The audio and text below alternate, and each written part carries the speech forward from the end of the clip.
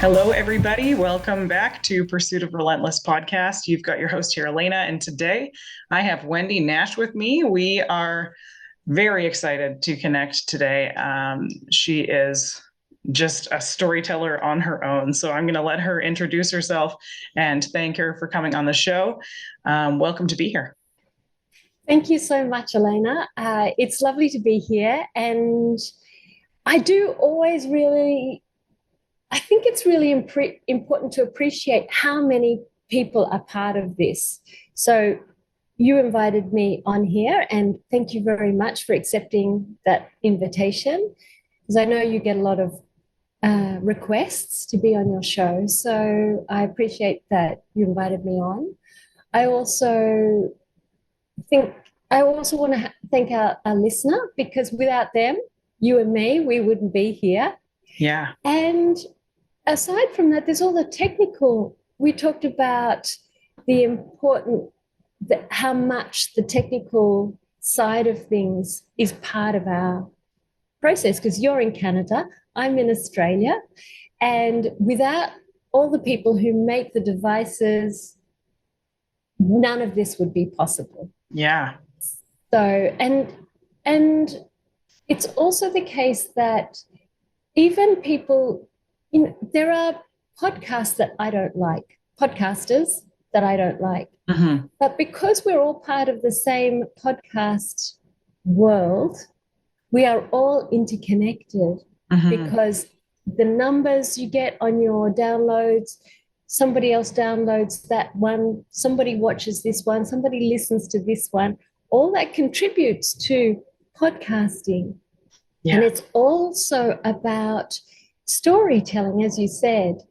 We humans have been telling stories, sharing ideas about how to live well, what to avoid since the beginning of time.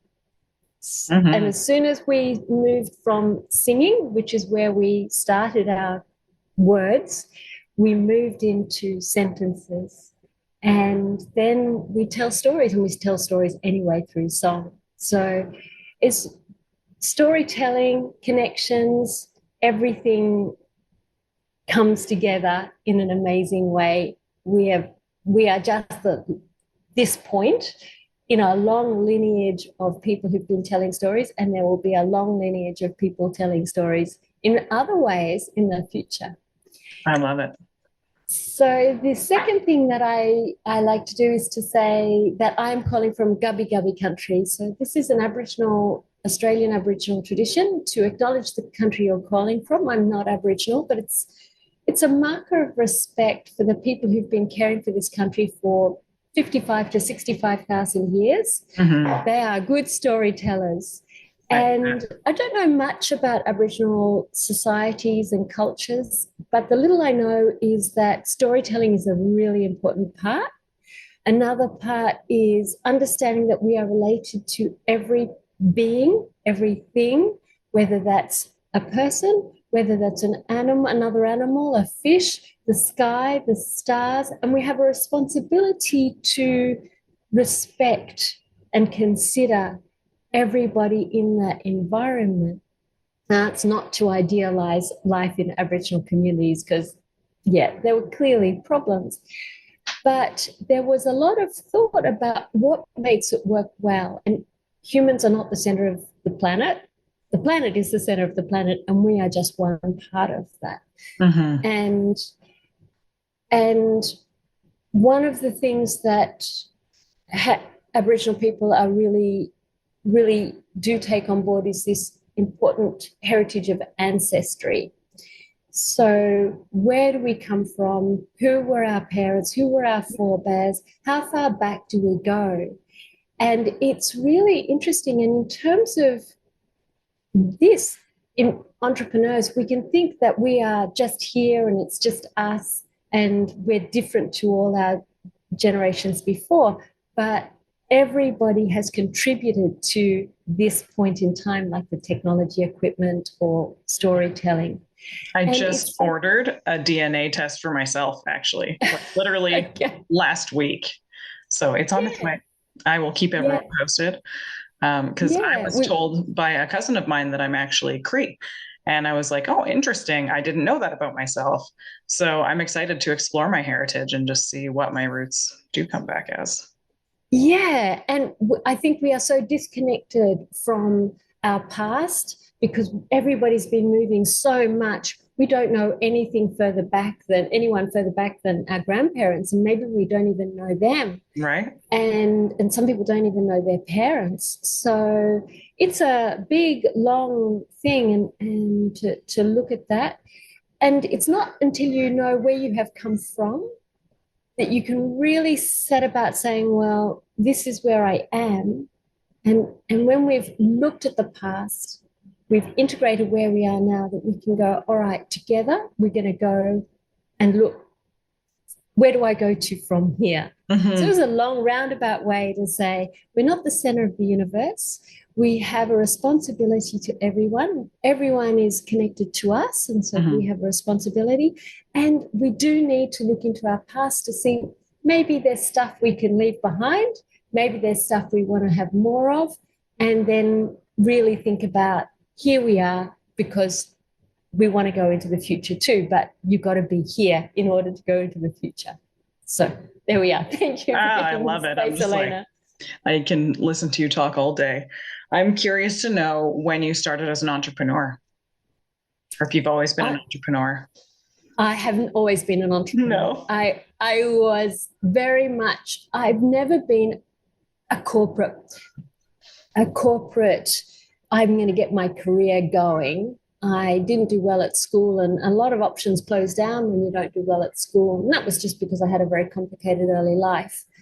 And it was, and there aren't so many options when doors are closed.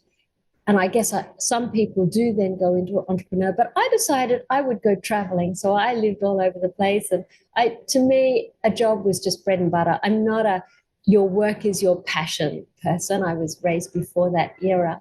And I see it as a means to an end. But I know that for some people, it really is their passion. Mm-hmm. And I think certainly if you are starting your own business, you absolutely need to have that passion. But to Mm-hmm. expect that staff are going to have that passion, that's a really big mistake because they are just paying their bills. So it's different when you're an employee and when you're an entrepreneur. Mm-hmm. That is a really big difference. And basically, like so many people, I got to my 50s and I thought, what am I going to do? I cannot do what I was doing. I I want to, I don't know what I want to do. And a friend just said, well, I'm burning out and I need support and help with that. And he thought he would have 3 sessions, and 2 years later, he was still seeing me because he found it so helpful to understand his inner mind, his habits, how he lived, how that impacted him. So Mm-hmm. I just started with him, and then I said to a couple of other friends, how about I teach you about meditation? And they said, yep. So that'd be great. And it's just built. I'd love to say it was a great strategic desire, but when I start cooking dinner, I don't even know that I'm going to get what I'm going to get to at the end of the meal. So to start off an endeavor like a company or a business or whatever it is, and expect that you're going to know what the outcome is, that's just too huge a responsibility. There are too many mitigating factors to determine that. Mm-hmm. I love that. I had no idea I would be an entrepreneur either. I literally went to follow my passion and became a red seal pastry chef. And I was like, I'm gonna be the best baker ever. Know what I gained? A lot of weight. It was very challenging to learn about keeping my health in check and being able to take care of my own physical energy in my body. And it was very challenging in the beginning because I didn't have any avenues of escape or clarity, right? Like I didn't have that time to sit with myself and just go, what do I need today? Today I needed a stretch. I did like a 12-hour drive yesterday. So my body is just like angry. And I was like, I just need to go take my dog for a walk and have a good stretch and be out in nature and spend time in the snow and enjoy it because it's like warm out today. It's only minus 12 degrees Celsius, but that's a warm day in Fort McMurray, that's for sure. So I don't know. It was just, for me, it was about freedom and just being able to have whatever life that I want to have without anyone sitting there going, you can't go on vacation. You can't, go do that. You're never going to be able to make that much money to buy a $5 million house or whatever it is. Right. And I'm like, I want to be able to do what I want to do. I want to go see my family when I want to see my family. I want to be able to have that kind of freedom that I can work remotely across the country. Like that is just, yeah. Or like now world globally, right? It's crazy. And when you just believe in yourself and you just go, hey, this is what I'm going to create. It doesn't matter what the picture looks like when you get there. Like you don't know how great it's going to be. You just know that you're aiming towards that, right?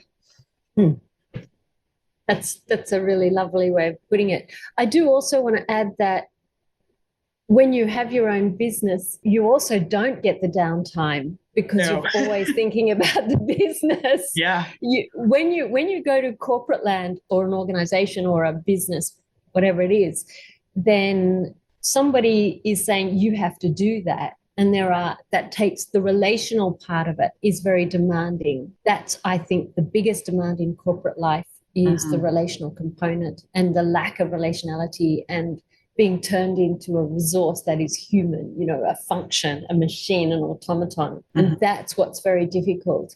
But when you're an entrepreneur, it's difficult because if I don't get this happening, it doesn't happen. And then how am I going to pay my bills? Right. So that's me in my own business. And I also have a community advocacy group because I have a whole big thing on active travel and public transport, mass transit, to improve the well-being for everybody, not just people who drive. But for high-tech startup founders, it's a whole other level because they are actually having to come up with investors to think about scaling up. There's a huge question about failure. It's a big question because you're dealing with other people's money. And there's a huge gamble. There are a lot of sharks out there, a lot of charlatans. When it comes to money, if there's a charlatan, there will be one, Keep your wits about you all the time. And that applies also in the spiritual community. People want to have that narcissistic, some people have that wonderful charisma, but the problem is sometimes that is malign. Yes. Or it has that edge. So it's not straightforward either. Nothing is good or bad. Everything has this good and bad and unknown and confusing element to everything because some things are wonderful. Like here, you and I get to meet and we can do that because we've arranged our own schedules. But on the other hand, it's more of a knife edge because we have to figure out how we're going to make ends meet. Yeah. And that's a different thing. Yeah. That's why I love the financial industry. It pays me very well in order to sit down and literally save people's financial lives. And I never thought I would like it. I never was like, I want to be a financial advisor. No, I was a pastry chef, and then I went into industrial sales and I did labor work for a while. And then I went into heavy equipment operating. And then from there, I was like, this is just terrible, right? Like I did not enjoy my career. And at that point, it was me or the job, So I was like, okay, well, I got to figure out what does make me happy and like what makes me feel good so that I actually want to get up in the morning and feel alive, and excited. And for me, that's family and nature and walking my dog and staying healthy and doing stuff like this, right? Giving back to my community, teaching people stuff that I've learned. Today, I did a little card reading with one of my friends. I pulled her a tarot card for her birthday. And it was just what she needed, right? I love that. I love that you can just be like, okay, this is my life. It's beautiful. Yeah, it's nobody else's. And it sounds like, if I've understood correctly, what happened is that you started listening to your own voice as opposed to listening to the voice that you thought you should have. Yeah. It was very different for me because, well, not that I'm saying it's different for everybody, but when you have those moments when you're like, why am I doing this? What's in it for me? And It's like money. Nah. Like, I think when you stop doing things for money, you start making money because you follow what makes you feel right. And when you're feeling at a vibration that is up here, you naturally will attract that kind of stuff. You don't know where or how or what it's going to do for you, but maybe this show makes your business absolutely blow up even more than it already is. You never know. It could be one conversation that leads to another one, that leads to another one. And next time you look at it, you're in 28 countries, It's crazy. I love it. I love that you can just follow what makes you feel right and listen to your heart, right? And I think, like my friend today, it said that she was just out of rhythm. Like, you're creating just more chaos for yourself because you're out of rhythm. And I feel that way sometimes. And it's like, this anxiety's lifting and you're like, okay, I got to figure this out.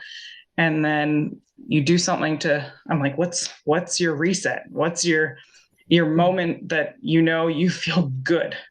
And what is that for you? For me, it's yoga and meditation and moving my body. And if I'm not doing those things, that negative mindset just comes back and comes back and comes back.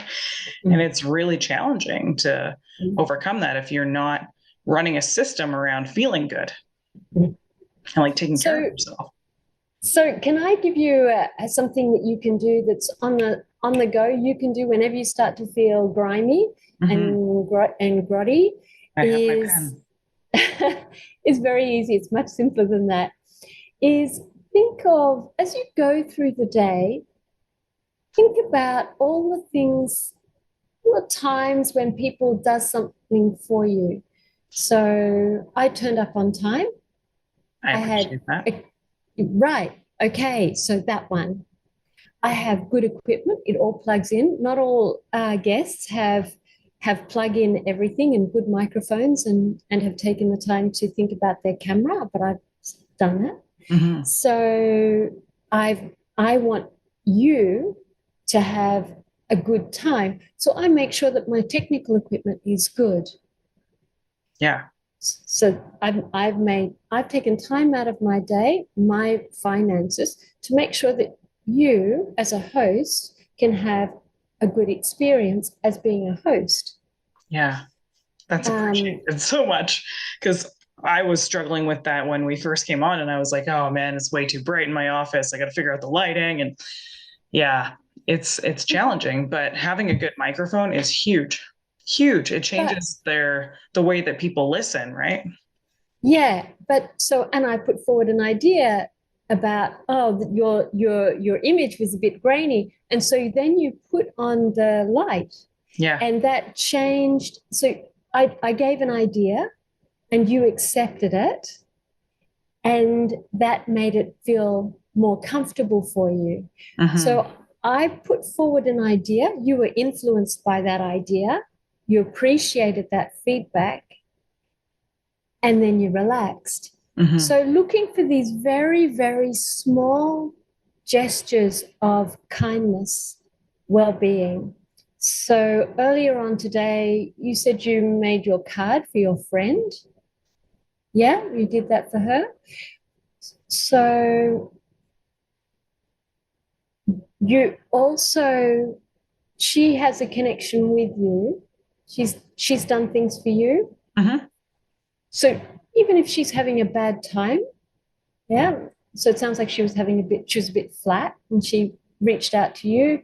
She said, I want some good news of some kind. Tell me something good. I'm having a crap time. Okay. So her gesture to you to reach out and say, I trust you to support me, because that is really important.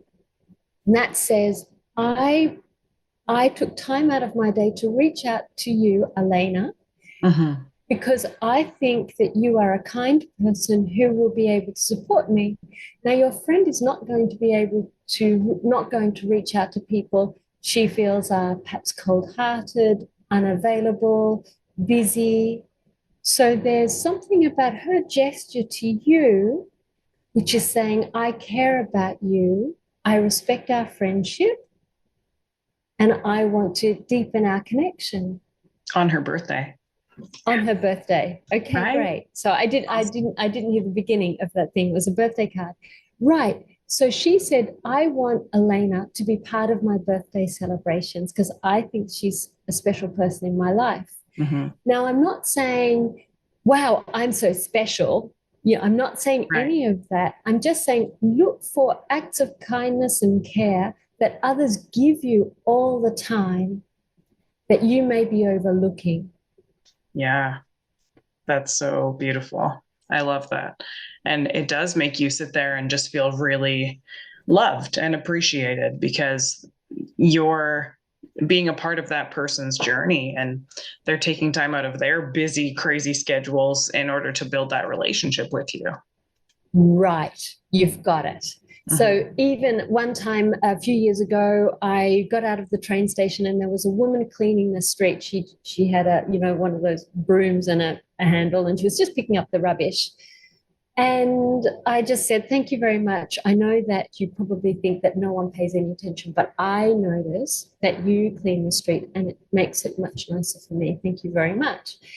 And she was so happy to hear that. And that's Mm-hmm. not glorifying my thing, but just noticing that somebody cleans up, it's part of their job, but they do it diligently and they do it effectively. Mm-hmm. They're actually thinking, I want to do a good job here. Yeah. Can I give an example? Yep. So I just got back from Banff, Alberta. We had a business convention down there for the weekend. And on the way back, the sun was shining in my eyes when I was driving. And so my friend Mario, I was carpooling with me, and he literally like put his visor down so that I wasn't being blinded by the sun without me asking or anything. It was just like, here you go. I'm gonna save your eyeballs today. I was like, that's so thoughtful, but you don't think about it until you're like, oh, that was for me. Right. So, and people do these acts all day, every day. It's amazing. When you start to look for it, it's there everywhere, Mm-hmm. everywhere. So, my neighbor, we've got a tree that's on our mutual property and it's a bit of a pest. And I said, oh, look, this tree, it's actually quite a pest. And he cut it down and he's trying to kill it, not very effectively. Like, it's a very tenacious tree. It's called privet, and it's a very, very tenacious tree. And he came yesterday. He's having to spend a bit of time away, but he popped in yesterday and I saw him look at the plant and he went, ah, that's green shoots coming back on that plant. So he's trying to figure out a way to make that work for both of us. It's an act Mm-hmm. of care on his part, and he won't use Yeah. Roundup. And so that's something we both appreciate about each other. We don't want to use these high toxic chemicals. Would vinegar And work? I'm not sure it's privet. It's pretty tenacious. um, that yeah, I guess that desiccates it. But so yeah, right. So you just put forward an idea. You thought, now what would work for me? What could I tell my neighbor might work? Ah, could you try vinegar? So there you've entered into my world, come up with a suggestion, and I'll go back to Len and I'll say, I've got some vinegar. Should we try that? Yeah. Why not? So, Right. right. But can you see how you have come up with an idea? You've thought about my world, an issue that's in my world, come up with a solution or an Mm-hmm. idea. And I've thought, yeah, maybe I'll try that. And I'll suggest it to Len and I'll give him a bottle of vinegar. So that's a way to, those gestures, tiny, tiny, tiny, they are the sustenance of life. And I think that we don't focus enough on what's coming in, particularly as an entrepreneur. It feels like a Mm-hmm. lot is going out. There's no two ways about it. There's a lot going out. Yeah. You're doing, you're getting stuff done. But if you miss what is coming in, you're just going to burn out. And you're also kind of rude because, excuse me, you're not paying attention to the gifts that people are giving you. You're rebuffing them all the Yeah. time. Oh, yeah. I was offered a place to stay the other night, and it was with some friends of mine that I haven't seen in a really long time. And I was like, I would love to stay with you, because then we were up chatting till midnight and having a good time, right? It was lovely. Right. And they said, Alaina, why don't you come and stay overnight? Stay late. We'll have a great time. So, and they provided food and snacks and drinks and whatever. So they wanted your comfort in Mhm. that space. They didn't give you some dusty old bed in the corner with a horrible mat or a rough towel or anything. They said, I want Alaina to be comfortable and to enjoy this experience. Yeah, it was awesome. I'm Yeah. so grateful for people. And I think about that in my past. I didn't really have that kind of support in my other work. There was a couple people. Well, I did have one girl when I worked at Fastenal who made sure that I had a place to stay when I needed to get out of a bad relationship. And it's moments like that that are like big defining moments in a friendship. It's like Mm, I will always love and appreciate you, you know? mm, And mm. yeah, I try and be that person for people, which is why I run the podcast. Because I'm like, if I can get someone access to you and you can help them change their life, that's incredible. Mm. I love connecting people. Yeah. Yeah. It's a good place. Mm-hmm. Tell us about your brand then. So my business name is Kindly Cut the Crap. And I went to business advisors when I started off and they said, "Oh, that's not a good one. Change that." And I've got a friend, I used to work at the University of Oxford, and I've got a friend there, and he said that would not work at Oxford or in England at all. Right. But in Australia, in the US, people love it. And I think probably the English do like it, but they're all a little bit caught behind their own self censorship. Mm-hmm. So actually, the reason I came up with the name is because I am a very direct person. I like to get right down to the nub of the matter. I don't I don't want to have excess in my life. I don't want to have Mm-hmm. more than what is essential in my life. So I just cut the crap. And I used to be very brutal. So although as much as I like the phrase cut the crap, I found it too harsh. So I put Mm-hmm. in kindly because a big part of my focus is kindness. Because unless you receive kindness, you cannot transform your world. It's only in kindness that things shift. So when you're kind to yourself, that's when things get better. If Mm-hmm. you're giving yourself a hard time, you're not doing yourself any favors because you won't transform. It's care and kindness that is done, that is like that. And then kindly also means please. So please cut the crap, be kind, get to the point, Yeah. get right down to the nub of the matter. So that's why I called the company name kindlycutthecrap.com. So that's that. But it wasn't, not everybody liked it by any stretch. Business people really disliked it. I think that's a good thing though. Like going against the grain a little bit and just going, hey, it doesn't matter what you think. This is what it means to me. And there's going to be people that resonate with me on this conversation. And that's a big part of establishing your brand and your business, is being able to go, okay, this is it. So for me, Pursuit of Relentless, right? Pursuit of Relentless. It means I know I'm not there yet. I'm not exactly where I want to be, but I know which direction I'm going. And I'm going to continue to try to get myself to that place, regardless of if I have missed my reading that day or like ate a cookie, whatever it is. It doesn't matter. It's just well, it does matter. It compounds, and that's the thing. Read The Compound Effect by Darren Hardy, very good book.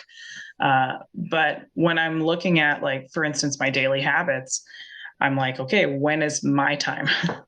Right? When do I get my recharge? Or when is it going to be there for me so that I can go out and help someone else, or like have a conversation I wasn't expecting, or, try and make someone else's day.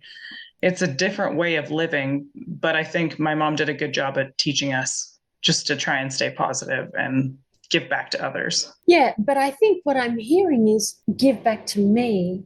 What I'm hearing in what you're saying is it's all well and good to do for others, and it's all well and good to think positively and all the rest. But what I'm really hearing in your conversation today and what you really care about is finding ways to care for yourself, to be kind to yourself. So those transformations happen to you internally when you are kind to yourself. You're saying, Yes. when is my time? How do I allocate that? And this is where the gold is. It's being kind. It's not being hard. And so as much as we want to rush around being grateful and do and all the rest, that's too much doing for me. I mean, I do a lot. I mean, I do as well. So don't get me wrong about that. But really, to focus on what is coming in, what's the good coming in, I think is a transformative, because I used to be a very angry, bitter person. I was somebody, when I walked into the office, people went, and they held their breath because they were like, oh my God, what is she going to say? What horrible, angry thing was she going to say? And now that's completely transformed because I've been working on it for 20 years, you know. Yeah, exactly. And so now people are really surprised that I was an angry person before. I find myself quite short to anger, like quick to anger, I should say, with all the transitions that have happened in my life over the last year. It's been a learning curve, and I'm learning about my hormones, and I'm learning about supplementing vitamins and what to look for in my body and stuff like that. And I've just learned so much about self-care, and I'm just obsessed with it right now, honestly, and just learning what my habits are as well. But this weekend at the convention, I want to go back to something you said a minute ago. My friend Kurt was speaking on stage. He had a couple minutes of speaking time in front of our 500 person event. It was pretty cool. And he said, if you were basing it on your self-talk, would you be your biggest enemy or your best friend? And I was like, boom, that is such a good question. Because when you're looking at your self-thought, like your thoughts and your actions based on your thoughts, would you like talk to yourself the way that you talk to your best friend, or what does that look like for you? And I had to observe that for a minute and go, yeah, I do have some pretty negative thoughts still. And that's something that I need to work on. And it's reprogramming your mind to a new version of yourself, because you've never been in the position you're in today. You've never been this person. So what you create out of that is what matters. And you can choose to be kind. You can choose to be caring. Right. You can choose to be, whatever you want to be, a good leader or a good friend, the best mom, the best person that you can be, right? And if you just reach out to people and show them that you care, it can add so much value to your life. So I just received some information, one of those emails. I signed up for the Clifton's, it's a Gallup Clifton's personality thing. I did it. I was recommended for a reason, so that now they send me these things on leadership and whatever. And it turns out that a good leader is somebody who looks for the strengths in others. Yes. And there is an idea that you don't talk to other people like you do to yourself. And you've just said to your best friend. But I think often we do give an energy to others about the way that we speak to ourselves. And I don't have children, but I look at parents around and the way they speak to their children, that is how they speak to themselves. And there's some idea that it's perfectly okay to speak to your partner or your children in a way that is just awful. It's rude and it's mean and it's unkind. And I understand we're all frazzled. So that's not to deny that people are under-resourced. But I think that when we do speak harshly towards ourselves, we may not think we are conveying that energy, but we are. And I often wonder what happens to people as they age. So you talked about how do we want to be kind going forward? And I worked with this woman And she came downstairs and she slammed the folders on the desk and she said, "This was a waste of my time." Now, I had quite a foul temper and I had by that stage worked on a lot of the anger stuff. But I looked at her and I thought, I do not want to be that person. And if I keep being angry, didn't come into the world as angry as she is now. Right. But she sure as hell had perfected the art of angriness by the time she was 65. She was really an unpleasant character, and everyone ducked for cover as soon as they saw her coming down because she just didn't say anything nice. Mm-hmm. Yeah. And, use it or lose it. Really, who do you want to be? And if you want to if you want to be somebody who people respect and admire and want to connect with, then you've got to be nice in this moment. There's no other moment. It's not later. It's not like you can blow your stack at somebody and then expect that relationship to get better. Once you're angry, you've kind of crashed that relationship. You've got to hold back. And sometimes it just means turning around, walking away, saying, "I'll catch you later," turn around, walk away, or hanging up the phone. Sorry, it disconnected, whatever it is. In that moment, you've just got to not just close your mouth, turn around, walk away. Don't go there. And the more often you do that, the more you change your neurons to not instantly go into anger. Yeah, I like that. So in closing today, what would you share with someone who's just starting to be an entrepreneur or someone who's interested in looking at going into doing something for themselves? What would you tell them? What advice would you wish you learned earlier? That kind of thing. So I don't think there's really that many mistakes that you make along the way. I think it's all just, it's so cheesy to say it's an opportunity to learn, but you're not going to get it right, so don't think you will.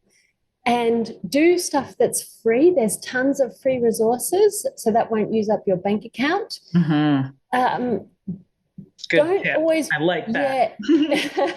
Don't always believe that the people who are telling you the advice, A, know what they're doing, and B, have your good intentions in mind. Yes. Yeah.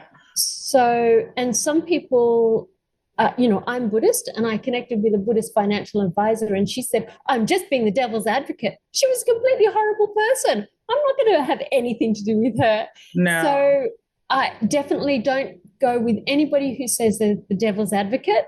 That's definitely a good one to skip. And I think that trust your gut.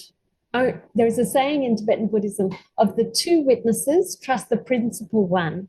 And what that means is people can tell you advice all the time, but only you know really what is the right thing for you. So become good at really understanding your hunch and connect with a lot of different people. Coffee catch-ups is good. People will tell you, do this, do that, do this, do that. And try it if it's not expensive, and figure out if it is or if it isn't, but at least it helps you learn the language. It helps you learn your heart. It helps you learn what is important to you. So some people are very financially oriented and you've got to make your millions, and maybe that's what you want to do, and that's great. Follow those people. If you're a quieter person who just wants to be able to have a nice time, have a good life, and still spend time with the kids, not have it too much of a huge demand, that's a separate game. That's not about making your millions and scaling up. Yeah. So become judicious about noticing what works for you, trusting your gut. Nobody really knows what you want. Only you know that. And if you don't know what you want, then you really need to start to find ways to listen to yourself better. That's what I would say. Yeah, that's so beautiful.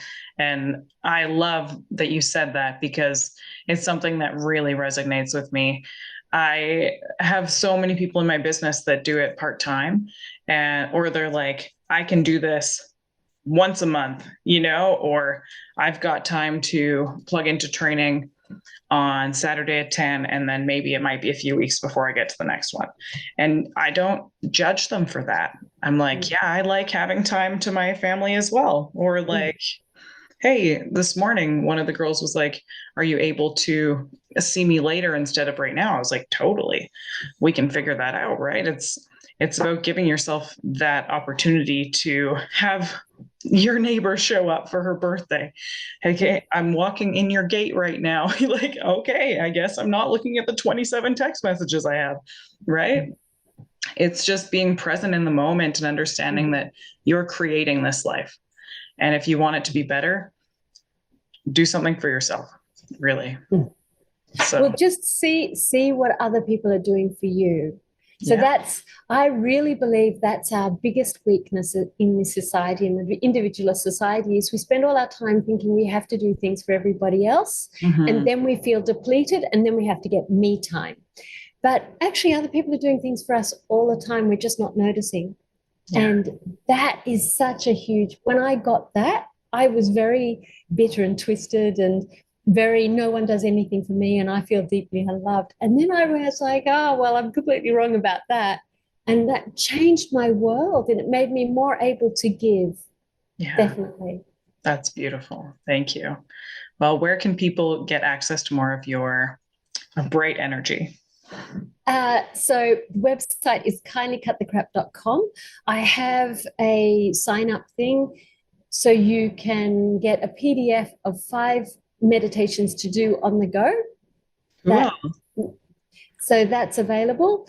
And at some point, when my web guy and I have had a conversation about it, he's going to put up uh, a table, a page which says that you can have a meditation tailored to your need on the website. So that Beautiful. is also going to be available, but I haven't quite got around to that yet. So that is coming.